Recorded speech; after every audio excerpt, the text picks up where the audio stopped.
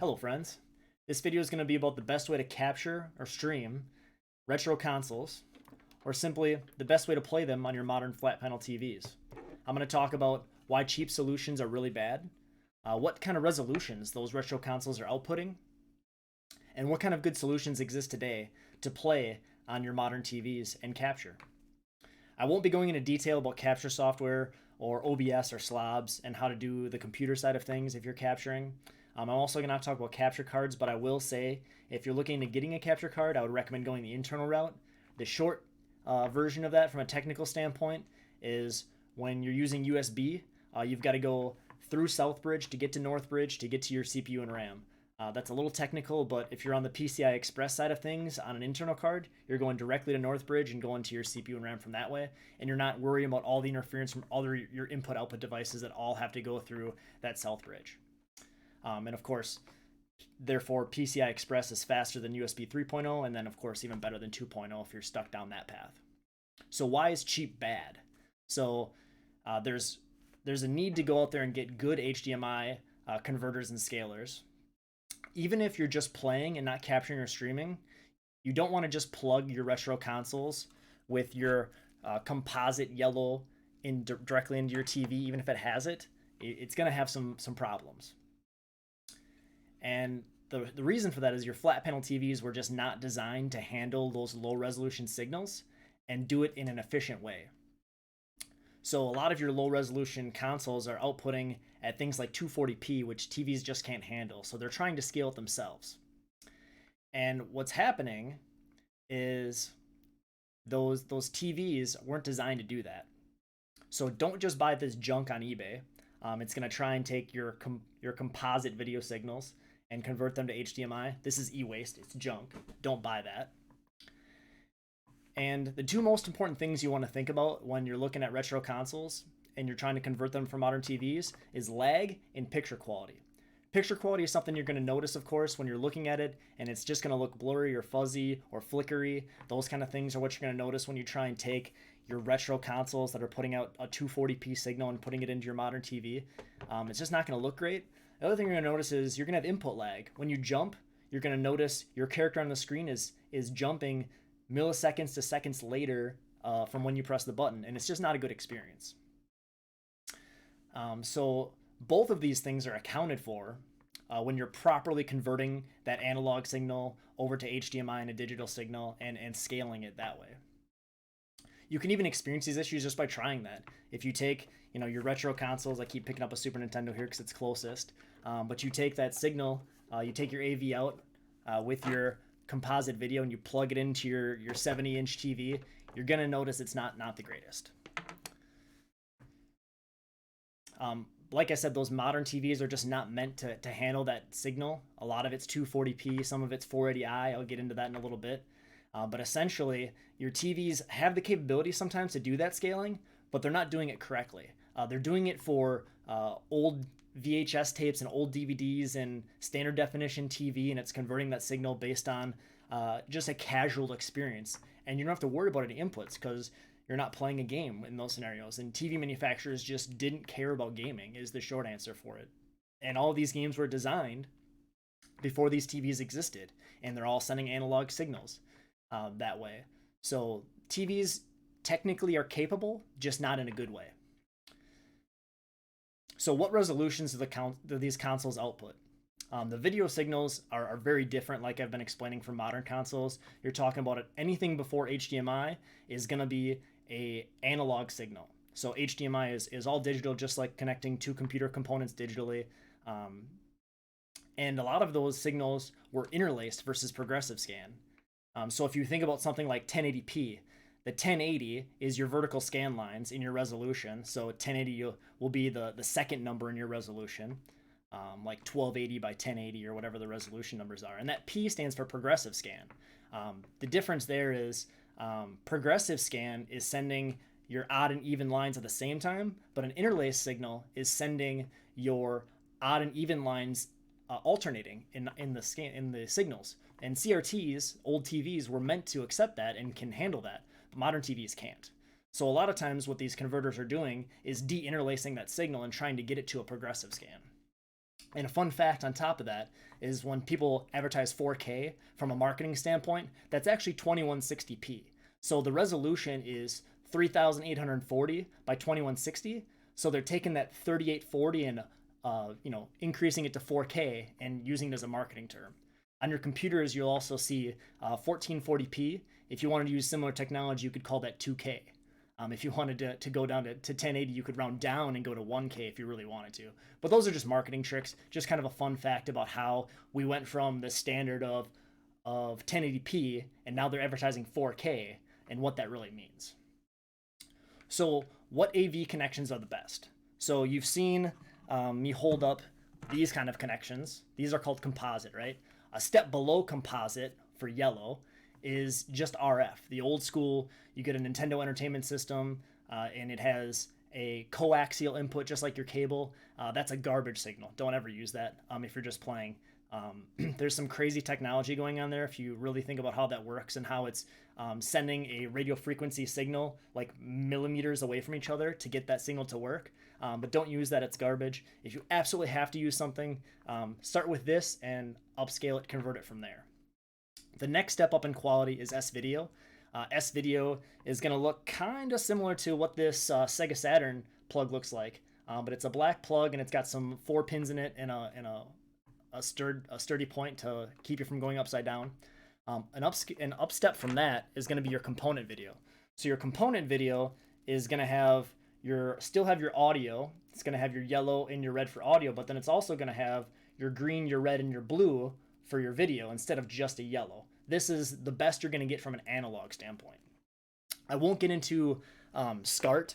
There's another type of cable called SCART that was very common in Europe. It all gets down to like TV signals and what the industry is doing and what kind of signals they're putting on the backs of their TVs. North America, we didn't really see that. Once you get past that is where we get into HDMI, and from there's different HDMI standards, but the purpose of this video is all retro gaming, so we won't go that far. So what kind of consoles output what kind of signals? So Gen 3 is what we'd refer to as the 8-bit era. So in the 8-bit era, you've got things like the NES. So on the NES, on the back of it, you have that RF switch. Don't use that. That's garbage. The best you can do here is your composite video, the yellow. That's what you're going to get there, and that'll be a 240p signal. The other console in that generation is going to be your Sega Master System. I don't own one, have no desire to get one. Not a lot of great games. All the good stuff made it to Genesis. Once you move to the next generation, 16-bit, that's Gen 4.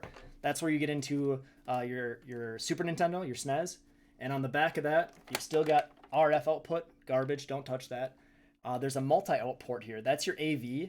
This port is actually the same from an analog standpoint on the Nintendo 64 and the GameCube. There are some differences in what kind of signals they output, and I'll talk about that as we go through.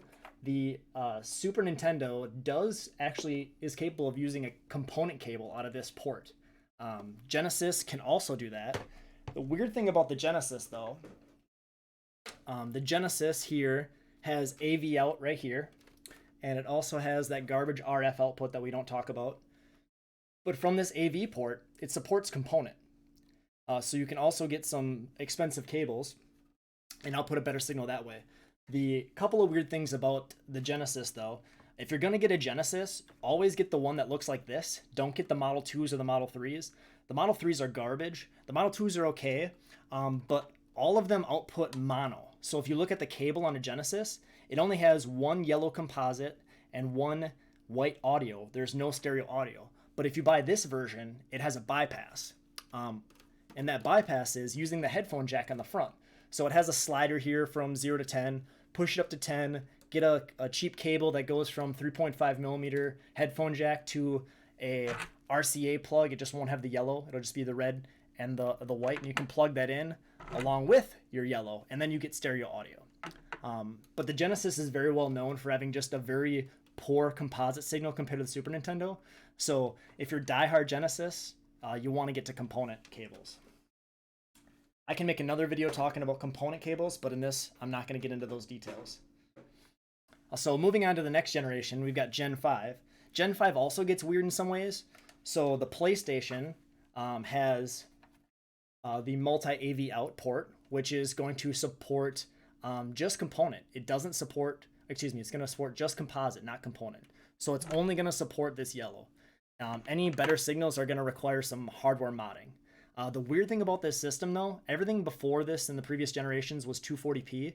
This actually does the BIOS screen, the loading screen, in 480i, and then almost all your games switch to 240p. So on modern TVs, if you're not scaling and converting this correctly, you'll actually get through the first menu because it recognizes 480i, but then when the game switches to 240p, you lose your signal and you have nothing.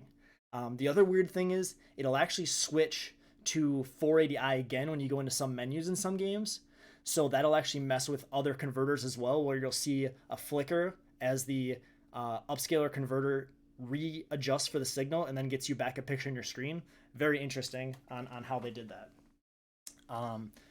The Nintendo 64 on the back has that multi-out port that we talked about on the Super Nintendo.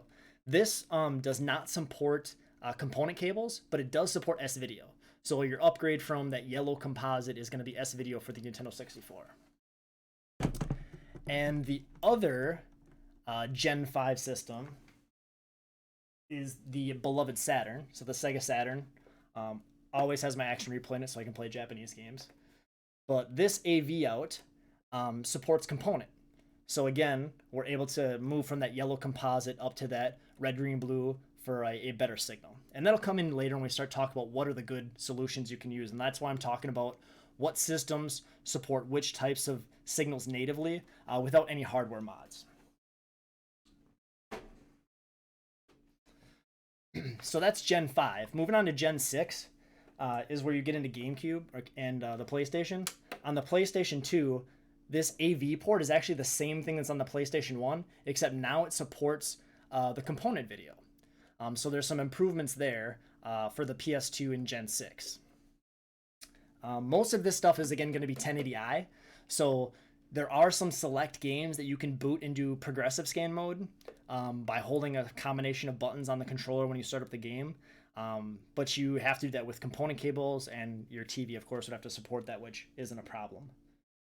But it is important from a scaler perspective, and we'll talk about the PS2 with scalers later. One of my favorite consoles came from this generation, and that's the GameCube. So on the GameCube, you'll actually see, you can't see my ports here because I have a GCHD. It's actually got a couple names. It's from Eon. It's the Mark II adapter. There's different versions of this. One is called the Carby. It's a little skinnier. The reason that this exists, though, is because most versions of the GameCube, except for the later versions where they took it out to be cheap, contained a digital AV out. You can't really see it, but there's words right above this. It contained that analog AV out that we saw on the Super Nintendo, and it was also on the N64, but then they added a digital out. So because this is a digital out and not analog, you can convert that really easily to an HDMI signal. So this adapter goes from that digital out, and it leverages that analog port for stability, so it can't be easily knocked off or broken. If something gets bumped, it's not very easy to jar that. But this is an easy solution without needing another device that can get you directly to a 480p signal. Other consoles in that generation that I don't have are the Xbox and the Dreamcast. Xbox is cool from a modding standpoint. I don't want to drop my GameCube here. Xbox is cool from a modding standpoint. There's a lot of cool things you can do. The Xbox is actually pretty powerful for that generation. And I also don't have a Dreamcast yet. Dreamcasts are kind of expensive, and I'm a patient gamer, so one day I'll have a Dreamcast, but I don't have one right now. And then after you get through Gen 6, you move into the HDMI generation, where you have things like the PS3 and the Xbox 360.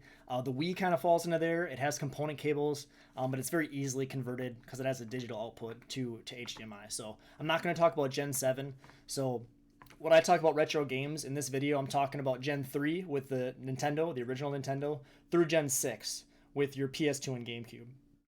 That's what I'm considering retro in this case. It's all analog output for the most part for your relatively affordable solutions. And so in the comment section below, make sure you tell me what you guys consider retro. Some of the arguments are 2D versus 3D, analog versus HDMI, offline capabilities versus DRM. All those kind of conversations change what retro is, or just time. Anything that's older than X amount of years is retro. It's a very fun and debatable conversation, so I look forward to seeing your comments. So next, what kind of solutions exist? The real point of this video is, how do I do it? How do I get this to look good and feel good with my inputs on a modern TV, and how do I capture it then? So your TV and those cheap upscalers that I whipped across the room because it's garbage, they produce that poor quality, they introduce lag. So I use and I personally recommend all of Rad2x's products. Rad2x's products are from a guy named Mike Chi over in California. Your entry-level product is going to be the Rad2x 2X Mini. Kind of cool. He has a little logo with bunnies on there. The name comes from his bunny's name is Tink, and then of course Retro for consoles. But this is your basic entry-level solution. It's going to have only composite and S-video, and that's going to convert that to HDMI. Requires very little power. Any USB adapter from any old phone or from your console if it has it, or from your PC or whatever you want to use, anything will work. Very, very good that way. So that's your entry level, kind of plug and play. You don't need to do anything. There's no settings. There is some options for like smoothing and stuff, but you can just plug this in and play. You're good to go. The reason I talked about all those component cables and all those options before is the next step up is the Rad2x Pro. So on the Pro, you can see there's more RCA jacks. So we've got that red, blue, green plus your audio. There's still S-video on the side, so you can still use that. And if you did want to use that yellow composite, you'd put that in the green. So it's capable of all three inputs.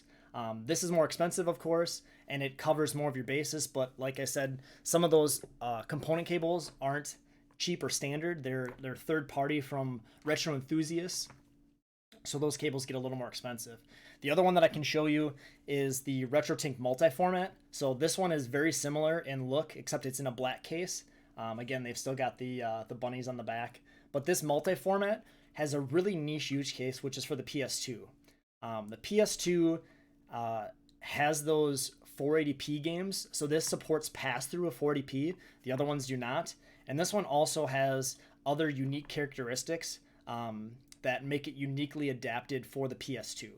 So really a niche use case here. If you're going to use older generations, say you want to use a Sega Saturn and you're going to use component cables, still recommend going with the Pro instead of the multi-format. The multi-format, like I said, is really just there for the PS2 for some of those really weird situations. It kind of fills a hole in the product line.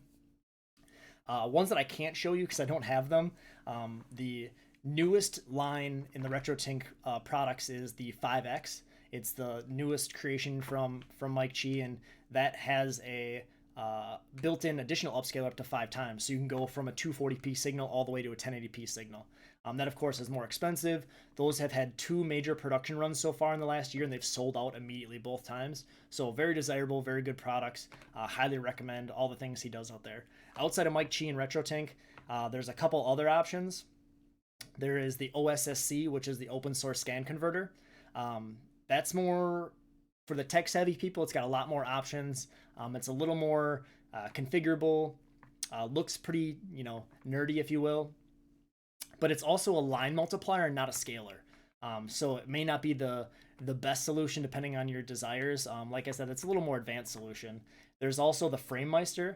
The Framemeister is discontinued in 2019. They were expensive to begin with, and now they're really expensive because they're no longer being manufactured. I think the Rad2x 5X is going to make the Framemeister kind of obsolete, though.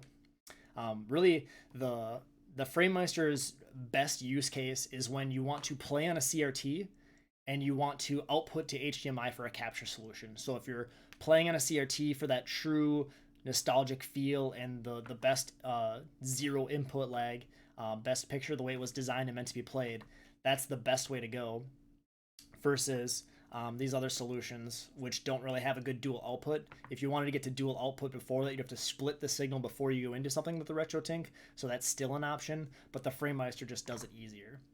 So really not a ton of reasons to spend the extra money for a Framemeister. The other thing that is out there is what they call the Rad2x cables. The Rad2x cables is basically a Rad2x built into a cable. So it's only for one system at a time. You can't use, all of your systems on one device. You would have to buy a Rad2x cable for each system. But if you only have one system and have no desire to go to other systems, that may be a good solution. And also, if you're handy with soldering and you trust yourself with electronics, there's a lot of hardware mods out there you can do to get you some even better solutions that way. So essentially, 480p is the gold standard to get to HDMI when you're talking about converting and upscaling. And those solutions that I talked about all get you at least to 480p. Most TVs and monitors can handle a 480p signal no problem, especially most capture cards as well can handle a 480p signal no problem. However, there are some gaming monitors that just don't accept resolutions that low. Some of the capture cards might not like resolutions that low. And if that's the case, you've got to upscale again to 1080p. I actually do that in some situations for myself because of my monitor. So I have a gaming monitor that I like to use sometimes, and it just doesn't like that signal. So I use an M Classic. An M Classic takes whatever comes out of my retro tank at a 480p and then upscales it to 1080p. So that's an option that's out there. Independently of that upscaling, some people like the smoothing effect. A lot of people use the M Classic on their Switch actually to go from 720p up to like 4K. So they'll use that device and also add some like smoothing options, like I said, and there's videos out there you can watch from some people I'll recommend later in the video for more information. So in summary, the simple answer is you've got to get to HDMI, you've got to get to at least a 480p signal, and you've got to do it without any lag, as well as getting the best video quality. So you've got your console and you've got your upscaler, which I recommend a RetroTink. And then if you're capturing or streaming to make videos, you're going to need to go to your capture card and then, use software or something like OBS, whatever you're interested in. And I could have just made a short video that talked about go ahead and use RetroTink. Go buy this. This is your answer. But I wanted to talk to you a little bit about, why would you go from the RetroTink Mini to why would you then move on to the Pro, or why would you even be interested in something like the multi-format for those niche situations. And if you're looking for more information, there's two main YouTube channels I'd recommend you go to. The first is Bob from Retro RGB. He has a lot of great information. He's going to tell you about the M Classic and how that works. Other people will too, of course. But he does a lot of testing on lag, so he'll show you how much lag is introduced by different devices. If you've ever seen something like a pound cable run away, that introduces a ton of variable lag, and you don't want that. And Bob from Retro RGB gets into that. Also, Corey and Mark from My Life in Gaming make a ton of great videos, console specific, and they talk all about that console and what it can do, what kind of video outputs it has, and what are your solutions to get to an HDMI solution that you can live with there.